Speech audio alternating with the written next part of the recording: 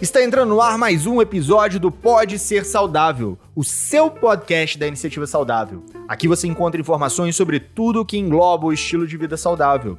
No programa de hoje temos aqui a Açucena. Gentileza gera gentileza. E a Fabíola. Não é o relógio que diz a hora que você está com fome. E novamente, de novo, a minha musa da podosfera e idealizadora da Iniciativa Saudável, doutora Fernanda Castro. O necessário, somente o necessário. E no programa de hoje vamos conversar com essas duas nutricionistas um tanto quanto gentis sobre restrição alimentar, alguns mitos e verdades que convivemos no dia a dia. E no final ainda teremos uma perguntinha surpresa sobre chocolates. Eu sou o Felipe do Carmo, aumente o som porque tem muito conteúdo novo chegando para te mostrar que você pode ser saudável.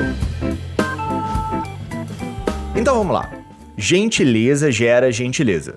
A gente sabe que hoje em dia, né, o paciente é bombardeado com inúmeras informações sobre alimentação, atividade física, principalmente nas redes sociais. Muitas realidades, mas também, digamos, muitas meias-verdades estão aí na grande rede. Mas no meio de tanto sensacionalismo, alguns profissionais da nutrição estão aí trazendo um olhar diferente sobre a alimentação, sobre os nossos costumes alimentares. Então me diga, o que seria a nutrição gentil? A nutrição gentil é uma nutrição mais humanizada. É uma nutrição que nós levamos um olhar para o indivíduo como um todo. Por exemplo, um paciente diabético. A gente não considera só a doença em si. A gente considera todo o indivíduo, porque a alimentação ela é influenciada por aspectos sociais, aspectos emocionais, culturais, religiosos, aspectos econômicos. Então a gente tenta considerar todo o paciente, né? Não só a doença, não só o nutriente, não só a alimentação, mas em como você come, o porquê que você está comendo, né? Respeitando esses sinais de fome, de saciedade. A gente considera muito o comportamento alimentar, que é definido como tudo que envolve alimentação. Então, desde a escolha de um alimento. Então, a ida ao supermercado já envolve um comportamento alimentar. O porquê que você está indo naquele supermercado específico? Por que você escolheu o arroz integral e não o branco, ou vice-versa? Por que você preparou esse arroz na panela elétrica e não na panela normal? Então, tudo isso é o comportamento alimentar. Então, a gente quer entender o porquê de tudo, mas não com a intenção de julgar essa pessoa. É de entender como que formou todos esses hábitos, se tem alguma coisa que pode ser mudada para melhorar a sua qualidade de vida ou a sua relação com a comida e a alimentação. E como que tudo isso formou, a partir do momento que você entende como e por que todos esses hábitos alimentares foram sendo formados, você consegue enxergar onde precisa mudar e como a gente vai fazer para mudar. E não é a gente que fala assim, olha Felipe, você tem que mudar isso. A gente vai conversando e pede para que você nos diga o que você quer mudar, o que você está disposto a mudar, o que você pode fazer para mudar, quem que pode te ajudar, o que pode te ajudar, o que pode te atrapalhar. E aí a gente tem esse foco, então, no comportamento alimentar, além de considerar tudo isso que a Açucena falou. Um trabalho de autoconhecimento, né? De autoaprimoramento. Isso. Nosso foco é realmente na mudança de comportamento alimentar, que é na mudança a longo prazo. Não é uma mudança momentânea, proporcionada pelas dietas restritivas, né? Porque ela te dá um resultado ali a curto prazo, mas depois piora a situação, né? Então é uma mudança de comportamento alimentar a longo prazo. E nós desconsideramos essas dietas restritivas, essas restrições alimentares desnecessárias. Dietas de modinha, então? Essas dietas de modinha não tem necessidade, né? E sempre priorizando mesmo a vontade do indivíduo, todos os seus hábitos. É gerar uma autonomia mesmo, né? Então a gente fala que o sonho de uma nutricionista é os pacientes não precisarem mais de um nutricionista. Então gerar uma autonomia para esse paciente, ele saber que a batata frita, ela às vezes vai ter mais gordura que uma batata assada, por exemplo, mas mesmo assim ele conseguir escolher, ele saber os prós e os contras de cada alimento ou de cada refeição que ele vai fazer, mesmo assim ele ter o poder de escolha. Isso é autonomia, a pessoa saber escolher, sabendo das consequências ou não que aquilo pode trazer. E é o nosso objetivo. Seria consciência alimentar? Isso, consciência, essa é a palavra. E a educação nutricional, Sim. o paciente ter esse conhecimento. Isso, porque não adianta eu virar e falar assim, você não pode comer batata frita se eu não te explico o porquê. Na educação nutricional a gente sempre parte do mais concreto e pro mais abstrato depois. Então, o que é uma laranja? Às vezes te mostrar o que é laranja para depois falar da vitamina C que tem nessa laranja. Então, a gente começar do básico com o paciente para depois ir para o mais complexo. Não adianta despencar um monte de informação e ele sair de lá sem entender realmente, de fato, o que a gente quis passar. Então, é partir do bem básico, do bem simples, para a gente fazer mudanças e de que forma que essas mudanças podem ser feitas para alterar o mínimo, né, dos seus hábitos alimentares, da sua cultura, e ser uma coisa prazerosa, né? Não ser aquela coisa assim, obrigada, maçante, que vai se tornar chata. Não ser um calvário pro paciente, né? Exatamente. Ser respeitosa mesmo, sabe? Assim, respeitar esses hábitos do paciente e proporcionar uma relação positiva com a comida. Porque hoje em dia a gente percebe que as pessoas estão criando um conflito com a alimentação e não tem necessidade disso. Então a gente proporciona criar essa relação mais tranquila com a alimentação, o momento de se alimentar. E às vezes esses conflitos são até agravados por conta dessas dietas restritivas, né? Não tô falando daqueles pacientes que têm as necessidades reais de eliminar algum nutriente, substância ou grupo alimentar que seja da sua dieta. Né? Porque a gente sabe que tem algumas dietas por aí que às vezes eliminam um grupo alimentar inteiro e isso pode gerar consequências para a saúde e a que custo, né? Tudo pela busca da estética. Sim, né? Atualmente a sociedade, ela está muito voltada nessa questão de estética, nessa questão de peso. As pessoas acham que restringindo os alimentos vai ser bom para a saúde, mas muitas das vezes, e os estudos estão nos mostrando isso, cada vez mais as dietas restritivas trazem prejuízos para a saúde, né? Como, por exemplo, a questão de perda de peso, ela normalmente é muito inexpressiva. E os estudos apontam que 95% das pessoas que perdem peso, ocorre o reganho do peso depois. Porque nenhum organismo ele consegue sustentar uma restrição alimentar por muito tempo. Após esse período restritivo, o organismo pode gerar um comer transtornado. Então a pessoa passou por muito tempo em restrição e ela quer comer. Acabou a restrição alimentar, ela pode comer sem ter limites. E normalmente ela vai descontar em alimentos mais calóricos, porque foram esses alimentos que estavam restritos para ela normalmente, né? Que se tornou um desejo naquele momento, seria um prêmio, uma recompensa para ela. Isso. Fica realmente esse desejo aumenta por aquele alimento. E quando ela termina a dieta, ela fala, então eu posso comer. E aí acaba comendo transtornado e pode até virar uma compulsão alimentar. Outros malefícios também de dietas restritivas seria a questão da perda dos sinais de fome e saciedade. E normalmente as pessoas têm escutado muito as regras externas. O que pode, o que não pode comer, a que horas pode comer, o quanto pode comer. E ela deixa de perceber o que realmente o corpo dela quer naquele momento. Ela está comendo talvez um alimento, mas está com vontade de comer outro. Por exemplo, um jejum intermitente. A pessoa está com fome, né? Mas o jejum intermitente, essa regra alimentar, fala que não pode comer naquele momento, mesmo a pessoa estando com fome. Então ela desconsidera o sinal de fome que o corpo dela está pedindo, e aí ela vai comer só na hora que o jejum intermitente deixar, ou alguma dieta deixar. Perde esse respeito do sinal de fome. E também da saciedade, porque às vezes a pessoa acaba de comer e ela ainda tá com fome, ela ainda quer continuar comendo, só que a dieta diz que ela só pode comer aquela quantidade. Então ela não respeita esse sinal de fome e saciedade. Ela vai perdendo um pouco a percepção desses sinais internos do corpo para dar ouvidos a essas regras externas.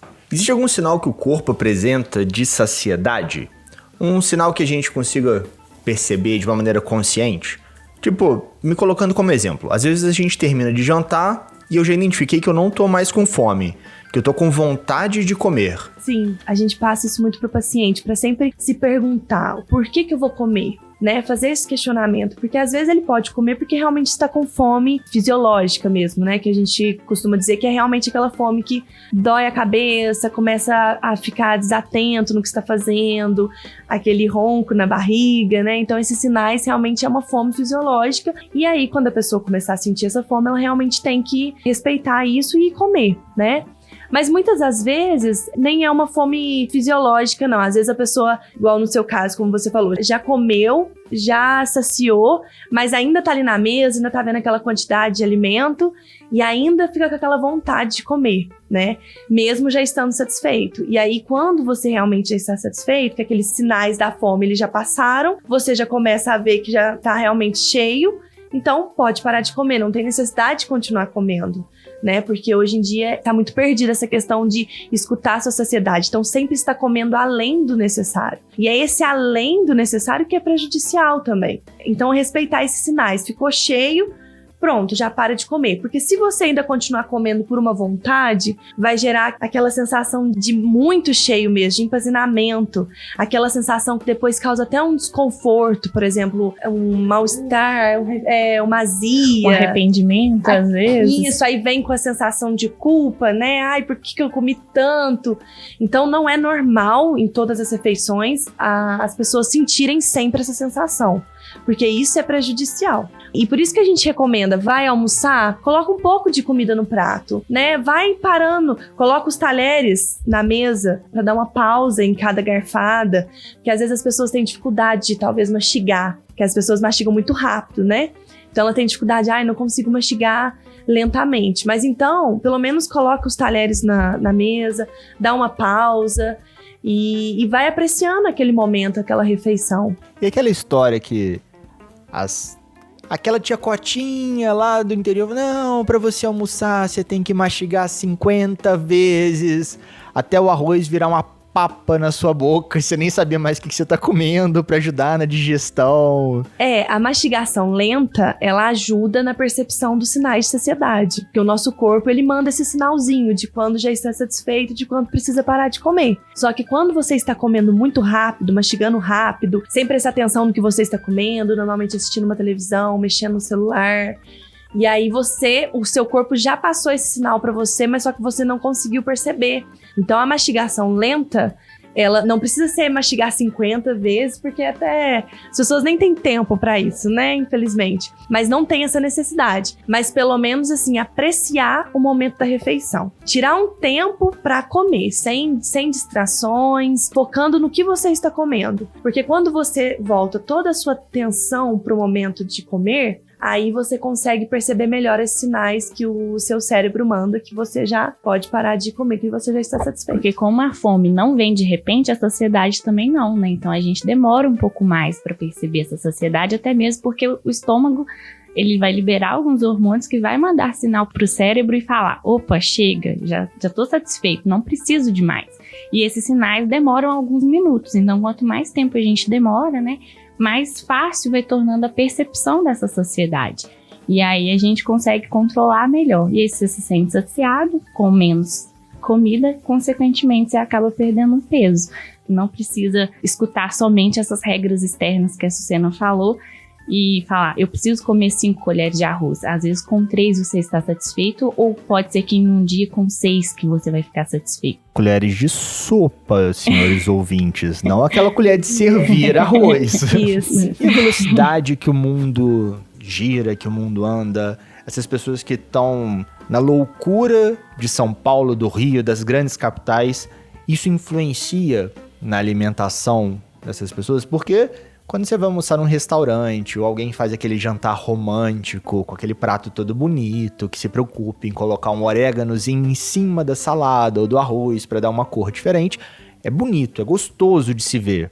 Mas, infelizmente, a gente sabe que, ou felizmente, muitas pessoas almoçam aquele PF, que é arroz, feijão, batata, macarrão, joga ali um óleo em cima para poder lubrificar na hora que estiver descendo, e não tem como a pessoa ter muitas vezes prazer em comer isso todo dia pela vivência dela. Como que essas pessoas conseguem, na velocidade do dia a dia, ter essa visão diferente da alimentação? Então, a gente sabe que as pessoas deixam pouco tempo para alimentação, né? Com tantos afazeres, aí sobra tem 10 minutos para comer, 5 minutos para comer. É claro que a gente compreende essa correria, mas a gente tenta estimular para as pessoas talvez se programarem melhor, deixar um tempo maior para alimentação. E essa questão de saborear, de apreciar, mesmo que a pessoa não consiga fazer em todas as refeições, né, que às vezes pode ficar inviável pela questão do tempo, mas, por exemplo, talvez no almoço ela não consegue se dedicar tanto tempo para se alimentar ali, mas talvez no jantar ela consegue. Então, assim, não vão ser todas as refeições possíveis, né, de você dar uma atenção para sua alimentação, para o que você está comendo, essa atenção plena que a gente cita, né? Que é essa questão mesmo de você, sem distração, você sentar ali e focar na sua comida. Mas pelo menos a maioria das refeições. Então, mesmo nessa vida agitada, vai ter algumas refeições que a pessoa vai conseguir fazer em casa. Então, talvez separar essas refeições para dar mais atenção. Porque aí o sabor da comida muda, fica mais saboroso quando você tem essa percepção, né? Deixa esse tempo, assim, voltado para alimentação. E vira um hábito. Escolhe uma refeição. Todo jantar eu vou separar um tempinho a mais, vou apreciar essa refeição. Vai começando a virar um hábito. Toda vez que a pessoa for comer, ela conscientemente ela já vai dedicar aquela atenção para alimentação. Quando vocês falam sobre ter uma atenção na alimentação, não é sobre meditar de onde essa alface veio, de onde aquele brócolis foi colhido, não é isso, né? Não, é você prestar atenção em todas as texturas dos alimentos, no sabor que esses alimentos têm. Por exemplo, saber que aquela alface às vezes está crocante ou não. Eu falo por experiência própria, que antes mesmo de prestar mais atenção, né, de ter mais essa vibe, digamos assim, eu comia muito rápido. Eu tenho um hábito de comer mais rápido. E a partir do momento que eu comecei a comer mais devagar, eu também consigo prestar mais atenção na minha saciedade e realmente se torna muito mais prazeroso a alimentação. Então é essa atenção, é prestar atenção no momento da alimentação, não ficar viajando mesmo desde a origem dos alimentos, não que isso não seja prazeroso também, né, mas prestar atenção, se dedicar ao momento daquela refeição. A hora que você for almoçar, por exemplo, não ficar pensando que você tem que pegar seu filho na escola, ou ir pra aula, ou tem que assistir um episódio de alguma série. É você estar ali presente no momento daquela refeição. Fantástico. Apesar de eu e Nanda sermos bem diferentes na parte da alimentação no jantar, né? A gente começa a jantar no início de uma série. Antes mesmo de começar a série, propriamente dita, a abertura, a gente já terminou de jantar já e vida que segue. Mas é um processo de alimentação. Eu me preocupo muito quando sou eu que tô cozinhando, a Nanda também, em deixar um prato bonito, ter tudo organizadinho. Eu me preocupo muito com o paladar, com... se eu botar aqui um curry, vai dar um toque diferente nessa carne. Porque olha pra você, agora que eu preciso quando de você colocar uma cozinha pimentinha. e você tem essa experiência de estar presente no momento da alimentação, te faz perceber sabores que você não conhecia. Às vezes as pessoas começam a conhecer temperos diferentes, então às vezes usava só o alho, a cebola e o sal. Aí às vezes já começa a ter um gosto por uma pimenta, por um orégano, um manjericão, e isso aumenta também variedade mesmo, né, de opções que você vai ter para temperar a sua comida, vai melhorar o sabor da sua comida, e você vai ter mais prazer em cozinhar e em comer essa comida. Vira uma arte. E quando Exatamente. você cozinha junto, né?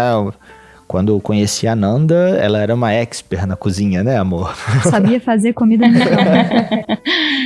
E isso mudou. Em 11 anos mudou, Que bom. ensinei um monte de coisa. E quando você cozinha junto, se torna um hábito, se torna um momento de convivência. É uma troca de experiência mesmo, né? Então, às vezes uma pessoa faz uma carne sempre do mesmo jeito, vê uma pessoa fazer de outro jeito, usar outros temperos, e fala, nossa, mas não é que essa carne ficou boa, vou fazer assim também. Então, é uma troca de experiências. Cozinhar, a gente sempre fala, né, Sucena, que cozinhar também é amor. Cozinha é amor. Então, e tem muito poder, né? Porque na comida você pode pôr ódio, você pode pôr amor, você pode pôr ternura. Então, o dia que você faz uma comida que você tá estressado, ela não fica legal. Vide Felipe. Me manda cozinhar estressado, não, que... Não e dá aí, o dia certo. que você tá tranquilo, tudo funciona bem. E é sensacional passar isso, né? O seu bem-estar pra alimentação e poder fornecer isso pra outras pessoas também. E aí, doutora? O que tá achando do papo? Faça suas colocações. Tá tão caladinha hoje? Pensando aqui, minha culpa, assim, né? Tipo, eu sempre como em 5 minutos. Tem vezes que você come em 2. Mas é porque, assim, eu sempre penso que dá pra aproveitar o tempo do almoço, que às vezes o paciente precisa ser atendido na hora do almoço, do trabalho. Então, eu nunca faço horário de almoço. Eu falo que é principalmente mulher, né? Onde tem que tirar tempo é sempre na hora do almoço. Eu vou na hora do almoço, vou fazer minha sobrancelha, eu vou fazer minha unha, vou levar as crianças na escola, e a gente só vai tirando o tempo do almoço. Aí vai ver, às vezes nem dá tempo de comer nada. É um mal da sociedade atual, né? Tá sempre na correria. Mas pelo menos o meu relógio interno funciona direitinho. bem. De 3 em 3 horas, meu estômago ronca, eu começo a ficar mal-humorada. Tem hora que, assim, Felipe pergunta, você tá com fome? Aí eu viro e falo assim, não. Aí acho que é porque eu paro pra prestar atenção na fome. Será que eu tô com fome? Será que eu não tô? Vejo a hora, se já tá na hora de comer, né? Assim, já tem um tempo que eu comi e tal.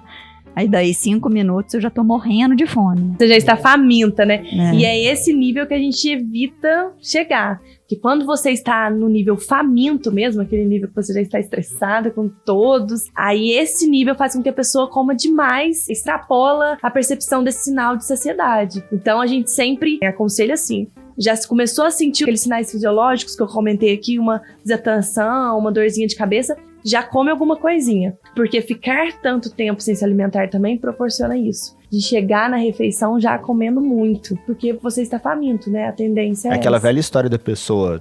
Só tomei café da manhã, porque de noite eu vou na churrascaria. É isso mesmo. Isso. Tem muitos pacientes que falam assim, eu não como porque eu não sinto fome. Realmente tem pessoas que essa fome, né, essa percepção de fome, ela demora mais pra chegar. Então, assim, a gente fala, né, todo mundo pergunta, é certo comer de 3 em 3 horas? Não vai ser sempre, né? Você tem que saber quando você está com fome ou não. Então, eu posso dar fome em 2 horas, ou então em 4. Mas é muito raro uma pessoa, né, fisiologicamente falando, não sentir fome após 5 horas a última refeição. Então, assim, às vezes é falta de parar para realmente para pensar e falar, será que eu estou com fome agora? Porque às vezes na correria ali você realmente não tá percebendo os sinais que o seu corpo tá te mandando. Mas aí você para, né, Fernanda, 5 minutinhos e fala assim, não, eu já estou com fome. Então, assim, é importante a gente não virar escravo do relógio para se alimentar, mas estar sempre atento no tempo que você fez a última refeição para você prestar atenção se você está com fome ou não, para perceber os sinais que o seu corpo te manda. E normalmente, igual você falou, que sempre de 3 em 3 horas você sente fome. Pode ser que o organismo também vai acostumando. Eu também, de 3 em 3 horas é o meu limite ali para comer. Mas também está muito relacionado com a sua última refeição. Então, por exemplo, se a sua última refeição foi só uma fruta, pode ser que você fique com fome só depois de 2 horas, não necessariamente 3. Mas se a sua última refeição foi o almoço, né, que teve arroz, a carne, o feijão, então pode ser que você vai sentir fome daqui 4 horas, né? Então tudo também depende da sua última refeição, para você começar a ter essa percepção, esses sinais da fome. E é aí que as dietas restritivas estragam, né, digamos assim, o ser humano, porque aí se fala de 3 em 3 horas, mas você tá com fome com 2, quando der a 3ª hora, que for a hora que você comer, você vai estar faminto. E aí às vezes você vai comer em exagero, e aí vai gerar uma culpa depois desse comer exagerado, e aí vai gerar depois uma restrição. Então, por isso que a gente sempre prega para respeitar as regras internas e não as externas, né? Pra gente estar sempre tentando se reconectar com o nosso corpo. Porque a gente beber, a gente sabe quando a gente tá com fome, quando a gente tá saciado. E a gente vai perdendo isso ao longo da vida. Então, a gente tem que mesmo que se reconectar com o nosso corpo, meio que voltar a ser criança, digamos assim. Você falou de voltar a ser criança, mas tinha que ser voltar a ser bebê, né? Porque eu, quando era criança, eu ficava com a ajudante lá na cozinha, de manhã, né? Tipo, fazia as coisinhas que eu tinha que fazer e tal. Aí, do café da manhã até o almoço, eu comia a manhã inteira. Eu ficava andando atrás da ajudante, aí ela limpava uma coisa, aí abria a geladeira, eu pegava uma coisa. Então, ficava lambiscando a manhã inteira. É verdade, voltar a ser bebê, né? Porque o bebê, sim, ele sabe quando ele tá com fome e quando ele tá saciado. Tem muito disso de criança, pra ser saudável, né? Digamos assim, tem que ser gordinha, né? A criança gordinha, fofinha, digamos assim, ela é muito supervalorizada, né? E o que nem sempre funciona bem assim. Não, só para complementar a questão de criança não poder levantar da mesa se ela não comer tudo que está no prato. Isso também diz respeito a essa questão de saciedade, porque às vezes ela já está satisfeita, mas a mãe e o pai obriga a comer. Então já tem tudo isso, né, que é trazido da infância.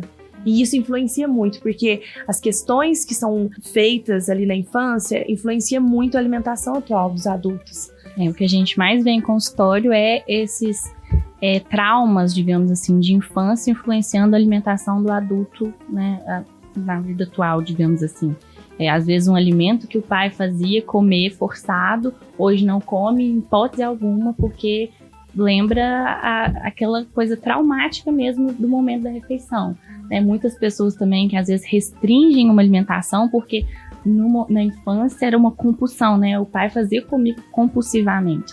Então, tudo assim, a alimentação, ela acompanha a gente desde quando a gente está dentro do útero, né? Dentro da barriga da mãe, a gente já está se alimentando. Então, assim, a gente tem que ter um cuidado. Eu só fico, assim, com uma dúvida, porque muitos pacientes não têm, assim, noção nenhuma de de alimentos mais saudáveis, de quantidade de alimentos.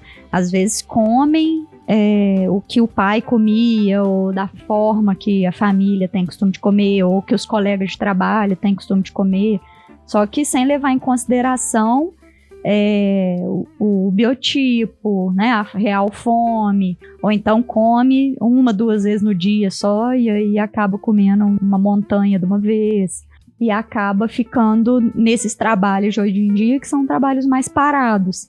Então, assim, dificilmente um trabalhador braçal vai conseguir comer pouco, isso realmente, mas tem alguns que comem pouco e mesmo assim não emagrecem. Então, assim, tem que saber também o metabolismo da pessoa, né? Assim, como que é o metabolismo e o biotipo. Mas tem gente que fica comendo eternamente muito, às vezes já diminuiu a quantidade de trabalho braçal, já diminuiu a quantidade de esporte que faz e continua comendo muito, por costume, por hábito mesmo. E aí, assim, acaba que você tem que orientar uma quantidade ideal também para o corpo daquela pessoa, porque senão ele vai só ganhando peso. Então, assim, tem hora que tem que restringir um pouco, mas não restritiva no sentido de menos calorias do que ele precisa, mas no sentido de menos calorias do que ele está ingerindo. Né? É assim, mas em consultório, né, a gente trabalha muito, a gente tem diversas atividades para ajudar o paciente a perceber essa fome e a saciedade.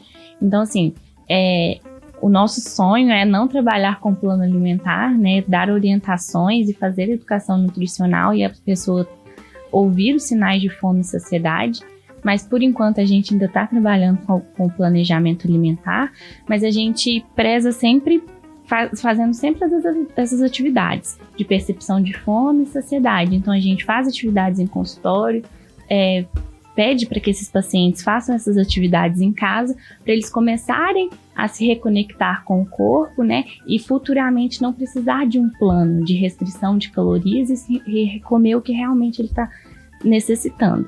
Mas concordo que, assim, em alguns momentos, né, e alguns pacientes, eles precisam, sim, de um guia, digamos assim, né? Olha, que tal você, às vezes, comer tanto de arroz no almoço e percebendo a sua fome e a sua saciedade? E, às vezes, a gente vai aumentando ou diminuindo essa quantidade. Ou, às vezes, faz assim, ó, o ideal é você comer pelo menos umas 5 vezes por dia. Isso. Né? E é só que os horários você que vai guiando, de acordo com da sua rotina, de acordo com a sua fome. Sempre realizando essa educação nutricional também, passando para ele a importância de consumir 3 a 4 porções de frutas, as hortaliças ali na hora do almoço, do jantar, diminuir os ultraprocessados, né? Porque o guia alimentar para a população brasileira, ele nos incentiva isso e a gente segue ele.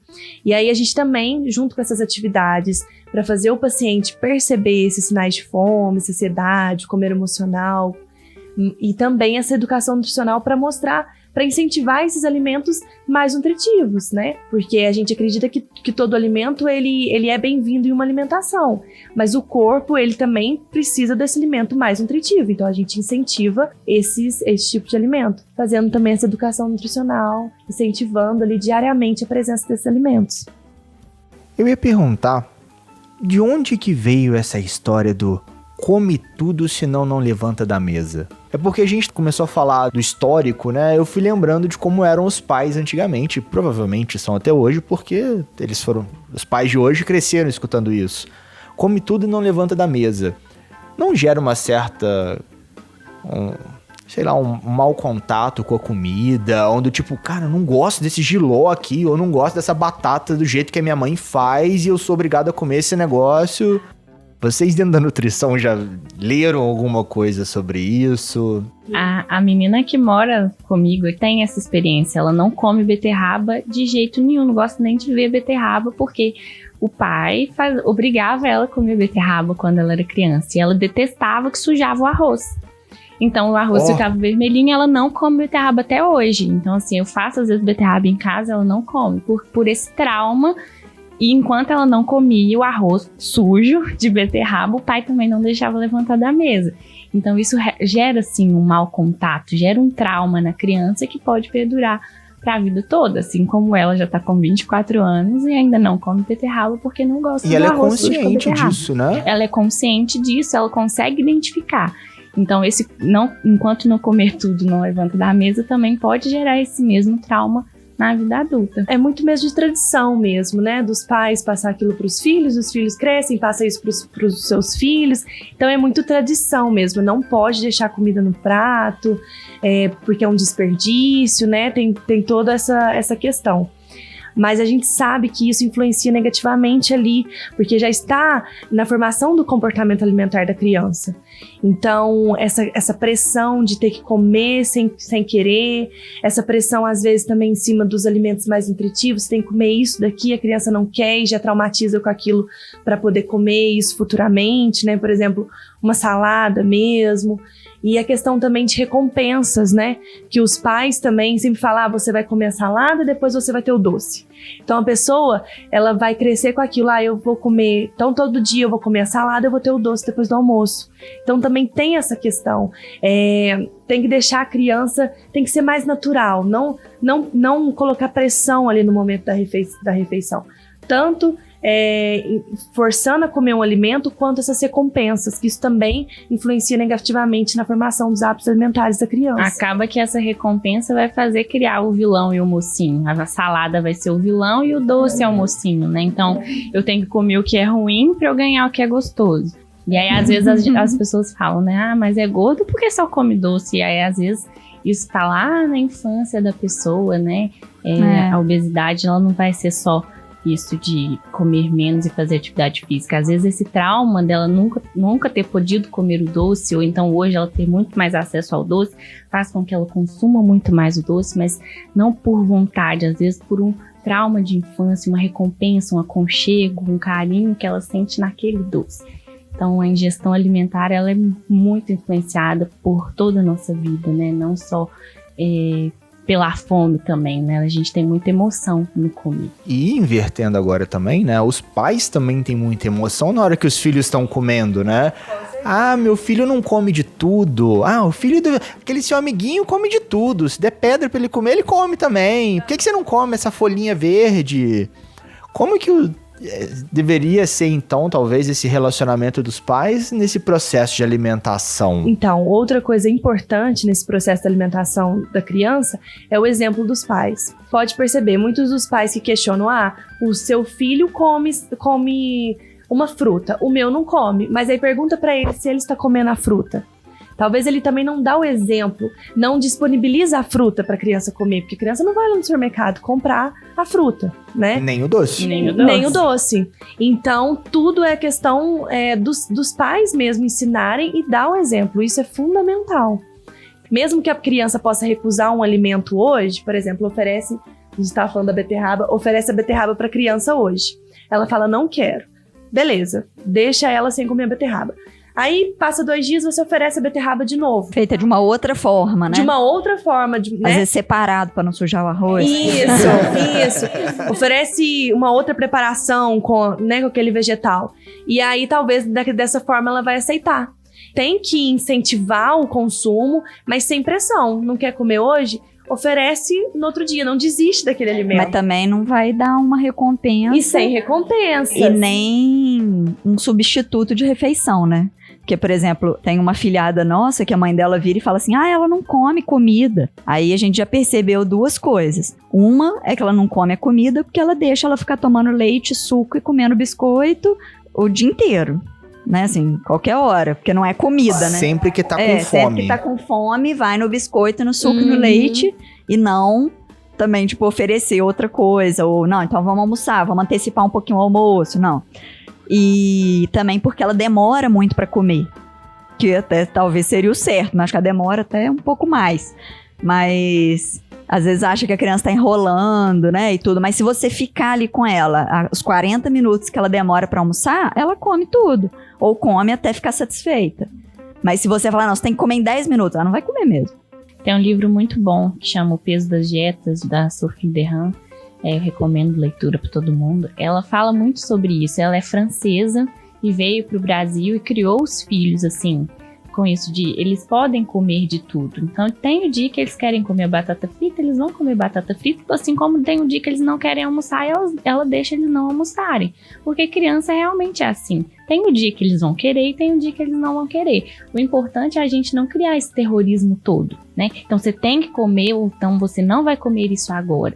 É a gente saber quando eles realmente não estão fazendo momo, né? Porque criança tem muito disso, porque a criança entende, a gente acha que não, mas eles entendem quando a gente a gente faz as vontades deles, né? Então, assim, a gente também tem que saber pôr limites, mas eles têm as vontades, assim como a gente tem que saber respeitar isso também. A criança tenta negociar com os pais, né? Tipo assim, não, mas eu não quero isso e tal. E quando o pai cede de uma forma...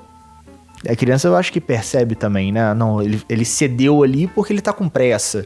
Então sempre que ele tiver com pressa, eu vou fazer essa mãe aqui e vou ganhar um sorvetinho depois do almoço. Criança é bem mais esperta do que a gente imagina. Porque se a gente deixar assim natural também, a criança vai ver, o dia que eu não almocei, eu fiquei com fome na escola. Então eu vou almoçar pra não ficar com fome antes da hora do intervalo. E tem muita criança também que às vezes faz assim, não almoça, dali meia hora depois do almoço, quer alguma outra coisa, um bolo, por exemplo, e o pai dá. Então, talvez nessa meia hora depois que ela diz que tá com fome, por que não oferecer o almoço? Né? Sem terrorismo, lógico, não falando. Você tem que comer o arroz com feijão. Assim, tem isso aqui pra comer, se você quiser, você come. Você os momentos de oferecer, tem cada hora é a hora de comer alguma coisa, né? Não é toda hora que você quer um arroz com feijão, assim como não é toda hora que você vai querer um doce. Estamos chegando ao final de mais um episódio do Pode Ser Saudável. E fica aqui aquela pergunta que muitas pessoas sempre fazem nos consultórios ou que tem aquela vergonha de fazer. Então eu faço. Eu posso comer chocolate? Pode comer, Felipe. Muito bom. Sem neura, sem culpa. O chocolate, assim como todo alimento, ele é bem-vindo numa alimentação desde que você priorize a sua vontade e também você saiba se comportar diante dele. Então, sem excesso, realmente saboreando, comendo com atenção, o chocolate é bem-vindo. Aí, muito bom, ouviu, né, amor? Aquela barrinha de chocolate, comeremos hoje à noite. Lembrando também que se você escolhe um chocolate de melhor qualidade, né, com um pouco mais de cacau, também é mais bem-vindo ainda, porque aí ele vai ter um pouco mais de antioxidante, então vai ajudar aí na sua saúde. Mas se você gosta do chocolate puro açúcar, né, de vez em quando, também não vai te fazer mal nenhum. Muito bom. Acho que a gente conseguiu absorver muito conhecimento gentil sobre a nossa alimentação, sobre o nosso passado, sobre o nosso futuro, sobre o nosso presente. E você, minha musa da podosfera? O que deixa de mensagem para os nossos queridos ouvintes? Todo mundo tem alguma coisa para poder melhorar na alimentação e na visão que tem dos alimentos também, né? Então, acho que dá para todo mundo manter a mente aberta aí, que sempre tem como se alimentar da melhor forma, de uma forma melhor do que a atual, né? Com certeza. E eu queria agradecer de novo a Açucena, a Fabíola, por esse papo tão gentil, tão construtivo. E a minha mensagem é aquela velha máxima. Sigam as nossas redes sociais, iniciativasaudável.com, no Instagram, no Facebook, entrem no nosso site, escutem os outros episódios dos podcasts, muitos novos estão vindo. E lembre sempre, você também pode ser saudável.